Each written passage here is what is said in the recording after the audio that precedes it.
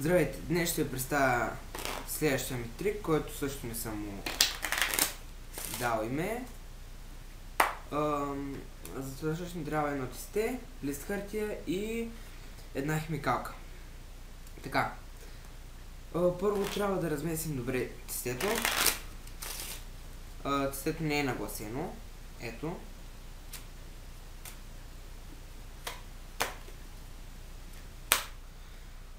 Значи, ето, нормално е тестето. Тук ще напиша нещо и вие по-късно ще разберете защо съм написал, какво съм написал. Така.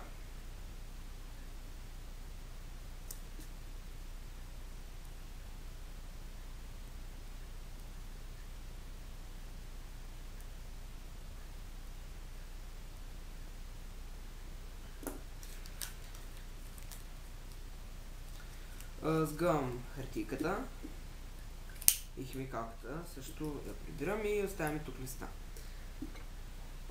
Следващото нещо, което ще направим е ето нормално и зрителят трябва да се посочи място, къде да сложи листчето. Няма значение къде. Например, къде? Тук, например. Или тук, айде. Тук. Слагаме листа. И разделяме картите. И отваряме тази карта.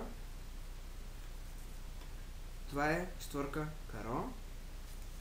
А на листа пише, както виждате, четвърка каро. И се питате, къде е девятката каро, както пише тук. А девятката каро не е тук. Това е девятката с пътия. Девятката каро е точно тук. Мерси, че изгледахте този клип. На него не съм сигурен дали ще има туториал. Но не се знае нищо. И искам да кажа, т.е. една не новина, лека рекламация.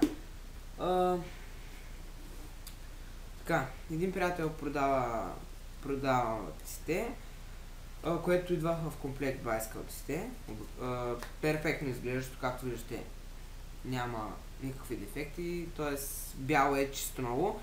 Идва с една такава карта, Bicycle Games, тук с инструкции за някакви игри, гаранционния жокер, обикновения жокер, рекламна карта и карта с двоен гръб.